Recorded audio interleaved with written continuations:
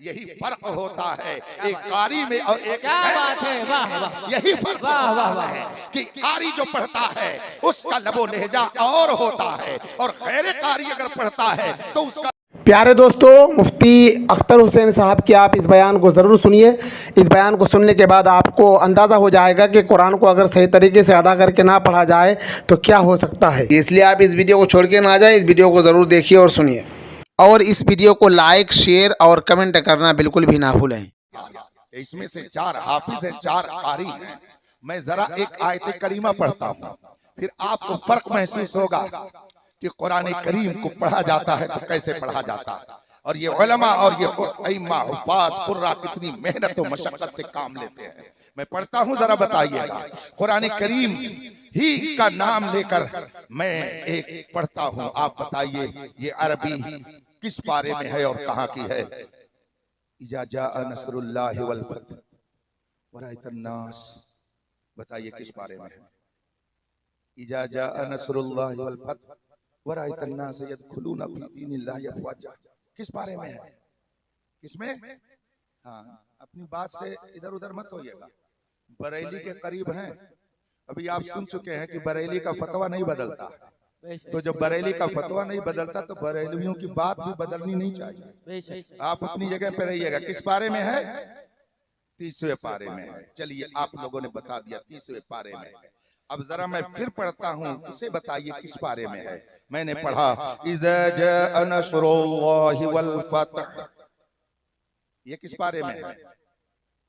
ये भी 30वें पारे में है। और पहला जो पढ़ा था, दोनों में कोई फर्क नहीं था, दोनों में आपको कोई फर्क नहीं लगा था। मैंने पहले पढ़ा था इजा जाअ नस्रुल्लाह, और फिर मैंने पढ़ा इजा जाअ नस्रुल्लाह। दोनों में फर्क है कि नहीं फर्क है? इतना भी नहीं समझ पा रहे हैं। देखिए, बरेली शरीफ शहर की बेइज्जती मत कराइए। हाँ, लभेड़ा में है तो क्या हुआ, उससे कोई फर्क नहीं पड़ता। इजा जाअ नस्रुल्लाह मैं पढ़ रहा हूँ, और अगर आप नहीं जवाब देंगे तो मैं इन उलमा से पूछ लूंगा। ये आपकी हिमायत में नहीं रहेंगे, मेरी हिमायत में रहेंगे। मैं 2 तरह से पढ़ रहा हूँ, बताइएगा। इजा जाअ नस्रुल्लाहि वल फतह, और उसी को मैं पढ़ रहा हूँ इजा जाअ नस्रुल्लाहि वल फतह। बताइए, दोनों में फर्क है कि नहीं फर्क है? तो आप जो पहले बताए हैं कि अम्मा पारा में है, उसको अम्मा पारा में माना जाए, या जो मैंने बाद में पढ़ा है वो अम्मा पारा में है? दोनों में से कौन अम्मा पारा में है? बाद वाला। तो आपने पहले वाले को क्या समझ के कहा कि अम्मा पारा में है? यही फर्क होता है एक कारी में और एक। क्या बात है, वाह वाह, यही फर्क होता है कि कारी जो पढ़ता है उसका लबो लहजा और होता है, और गैर कारी अगर पढ़ता है तो उसका लबो लहजा कुछ और होता है। आज लोग कहते हैं मौलाना लोग क्या जाने, मदरसे में क्या होता। यहाँ की खाक से इंसान बनाए जाते हैं, यहाँ बोलने का तरीका सिखाया जाता है, यहाँ चलने का अंदाज बताया जाता है, यहाँ रब की बारगाह में खड़े होने का शऊर अता किया जाता है, अल्लाह रसूल की इताअत का जज्बा पैदा किया जाता है, माँ बाप की खिदमत का इन्हें तरीका बताया जाता है, कलाम रब्बानी को सही ढंग से पढ़ने का शऊर इन्हें अता किया जाता है। लेकिन क्या कीजिएगा, हालात हैं जिनके मजहब में था शेवे खामोशी। कब से वो लोग अहले ज़बा बन गए। कभी कभी मैं खबरें सुनता हूँ तो खबरों में जो बहुत भुलक्कड़ माने जाते हैं, जिनके बारे में लोग कहते हैं इस एंकर के सामने कोई टिक नहीं पाएगा, वो भी अगर खबर नशर करता है तो कहता है आज वजीर आजम को एक जगह जाने की जरूरत पड़ गई, इसलिए वो जल्दी से चले गए। वाह, क्या जुमले हैं। वजीर आजम को कहीं जाने की जरूरत पड़ गई, उसे यही नहीं समझ में आ रहा है कि वजीर लफ्ज है कि वजीर लफ्ज है, जरूरत का लफ्ज है कि जरूरत का लफ्ज है, और जल्दी है कि जल्दी है। जिसे इसमें तमीज ना हो वो अपने आप को इल्म वाला समझता है, और जो जबर शेर के फर्क को समझते हैं उनको लोग बेइल्म मानते हैं। इसीलिए मैं कभी कभी कहता हूँ तमीज़े नबाशत कमंदे हवा, उलटने को रोटी उलटी तवा।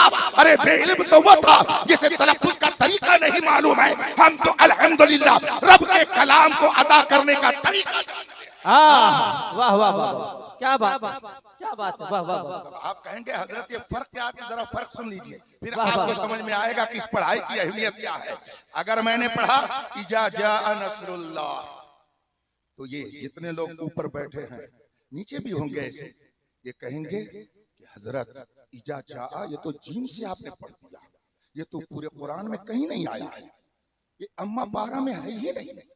इजा जा नस्रुल्लाह, ये जीम से आप पढ़ रहे हैं, जीम से कुरान में नहीं है, वो तो दाल से है। इजा जा, और ये जो आपने आगे पढ़ा नस्रुल्लाह, ये सीन से आप पढ़ रहे हैं, कुरान करीम में सीन से नहीं है, कुरान करीम में तो स्वाद से है। हमने पूछा कारी साहब अगर हमने सीन ही से पढ़ दिया तो मतलब क्या बदल गया? तो कारी साहब कहेंगे हजरत देखिए वो अरबी जबान में बड़ी उसात है, अरबी जबान बड़ी पाकीज़ा जबान है, अरबी जबान में बड़ी उसात है, उतनी उसात आपको किसी और जबान में नहीं मिलेगी, और उतनी खूबी और उतना कमाल भी आपको किसी जबान में नहीं मिलेगा। चलिए इतने लोग बैठे हैं, सब लोग कुछ न कुछ इंग्लिश जरूर जानते होंगे, मैं आपसे कहता हूं जरा लेके आइए, एक लफ्ज हो जिसमें से लिखा जाए, और दूसरा लफ्ज हो जिसमें सीन से हो, और तीसरा लफ्ज हो जिसमें स्वाद से हो, और चौथा लफ्ज हो जिसमें छोटी सीन और बड़ी सीन का फर्क हो। इंग्लिश में कोई ऐसा लफ्ज ले आइए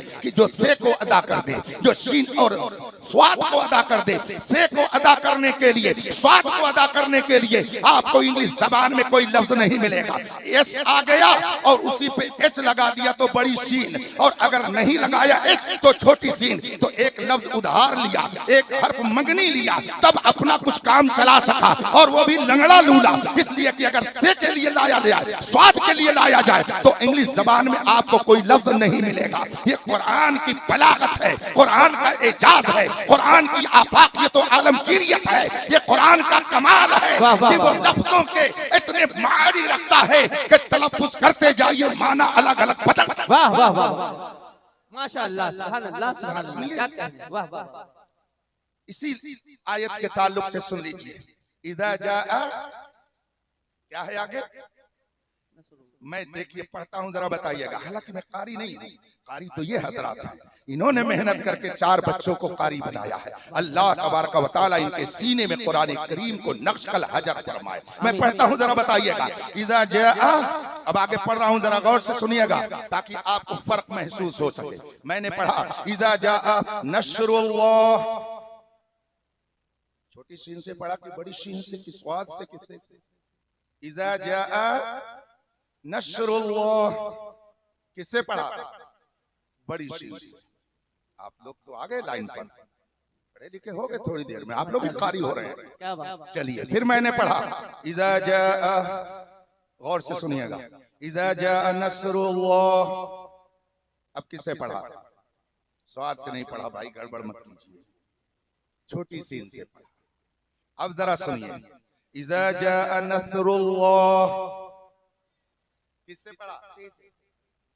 इधर का टोला कुछ ज्यादा मजबूत लग रहा है, इसमें कुछ कारी लोग हैं और इधर तरकारी लोग हैं, इसलिए इधर के लोग कम बोल रहे हैं। चलिए ठीक है, मेरी तरफ मुतवज्जे रहिए। इज़ा जाआ नस्रुल्लाह, किससे पढ़ा मैंने? से पढ़ा ना, और इज़ा जाआ नस्रुल्लाह स्वाद से पढ़ा। 4 लफ्ज हो गया, नस्र, और फिर पढ़ा मैंने नस्र, और फिर पढ़ा मैंने नस्र, और फिर पढ़ा मैंने नस्र।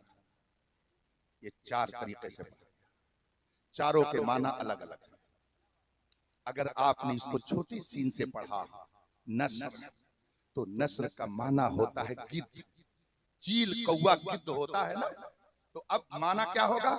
नस्रुल्लाह, उसका तर्जमा हो जाएगा अल्लाह का गिद्ध, अल्लाह का गिद्ध, चील कौवा गिद्ध, अल्लाह का गिद्ध। इज़ा जाअ नस्रुल्लाह का तर्जमा जब सीन के साथ पढ़ेंगे तो हो जाएगा जब अल्लाह की तरफ से गिद्ध आ जाए, ये तर्जमा होगा। और अगर पढ़ा जाए इज़ा जाअ नस्रुल्लाह, तो नस्र के माने होते हैं पब्लिसिटी करने के, किसी चीज को लोगों के दरमियान फैलाने के। नस्र, तो नस्रुल्लाह का मतलब होगा जब अल्लाह की तरफ से फैलाना आ जाए। और अगर आप इसको से पढ़ेंगे इज़ा जाअ नस्रुल्लाह, इसका तर्जमा होगा जब अल्लाह की तरफ से किसी चीज का बिखेरना आ जाए। और जब आप पढ़ेंगे इज़ा जाअ नस्रुल्लाह स्वाद से, तो तर्जमा होगा जब अल्लाह की मदद आ जाए। अब बताइए, एक उसका तर्जमा है गिद्ध, एक उसका तर्जमा है बिखेरना, एक उसका तर्जमा है फैलाना, और एक उसका तर्जमा है मदद। तो अब कुरान करीम में स्वाद के साथ है, यानी इज़ा जाअ नस्रुल्लाह, जब अल्लाह की मदद आए। और अगर आपने सीन से पढ़ दिया तो तर्जमा होगा जब अल्लाह की तरफ से गिफ्ट आ जाए। बताइए माना बदला कि नहीं बदला? इसका मतलब यह है कि अगर आपने कुरान को क़िरात के उसूल के मुताबिक नहीं पढ़ा तो आप कुरान नहीं पढ़ रहे हैं बल्कि कुछ और पढ़ रहे हैं। कुरान तो वो है जो अरबी ज़बान में नाजिल हुआ। यहाँ कुरान करीम की आयत करीमा में अल्लाह की तरफ से मदद का जिक्र हो रहा है और आप जो पढ़ रहे हैं उसमें अल्लाह की तरफ से गिद्ध का तज़किरा हो रहा है। अल्लाह अल्लाह। कुछ फर्क समझ में आ रहा है? तो ये है कारी। ये जब पढ़ेंगे तो इजा जा नसरुल्लाह नहीं पढ़ेंगे, ये पढ़ेंगे इजा जा नसरुल्लाह।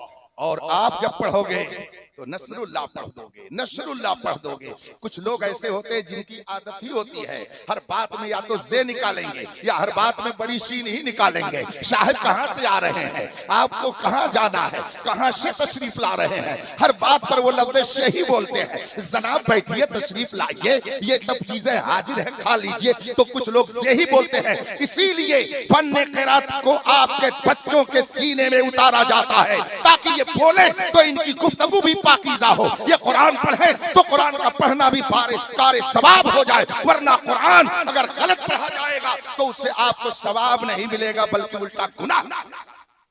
ये है कुरान। तो ये हाफिज हैं और ये बताइए इनकी जरूरत हुई कि नहीं हुई? हुई ना। 2 मीटर किसी ने कटवाया और उसके बाद दर्जी के पास ले गया और कहा इसे कुरान का जुज़दान बना दीजिए, इसे कुरान करीम का गिलाफ बना दीजिए। सिल दिया गया और फिर कुरान करीम उसमें लपेट दिया गया। बताइए क्या उससे अब कोई नाक पोछेगा? क्या कोई हाथ पोछेगा? कोई अपने चेहरे को साफ करेगा? नहीं, बल्कि उसको अपने होठों से लगाएगा, अपनी आंखों से लगाएगा। आंख वाले तेरे जलवे का तमाशा देखे, दीदे गोर को क्या आए नजर क्या देखे। अरे ये तो गौर कीजिए कि अगर एक कपड़े का टुकड़ा उसे कुरान का जुज़दान बना दिया जाए और उसमें कुरान को लपेट दिया जाए तो वह कपड़ा इतना कीमती हो जाता है, वो कपड़ा इतना बाइज्जत हो जाता है, वो कपड़ा इतना मुहतरम हो जाता है कि उसको आंखों से लगाया जाता है, उसको होठों से लगाया जाता है। जब कुरान करीम से मिलने वाले उस कपड़े को अल्लाह ने ये इज्जत बख्श दी तो जिनके सीने में रब ने अपना कुरान महफूज कर दिया है, भला इनको वो जलील कैसे कर सकता है? कुरान पर अगर एक कपड़े का टुकड़ा लपेट दिया जाए तो वो मोहतरम, तो जिनके सीने में कुरान है बिलाशुबहा रब ने इनके मकाम को क्या बात है, वाह वाह वाह वाह वाह। आप मामूली मत समझिए, इनके सीने में कुरान आया और कुरान जब महफूज हुआ तो ये हो गए हाफिज कुरान। इन्होंने कुरान करीम को हिफ्ज कर लिया। अभी देखिए मैंने अर्ज किया था कि इसमें से 4 हाफिज हैं, 4 कारी। कोई कहे कि मदरसों में क्या होता है, उनको बताइए। मदरसे में बोलने का तरीका सिखाया जाता है, मदरसे में चलने का सलीका बताया जाता है, मदरसे में वफादारी का हुनर सिखाया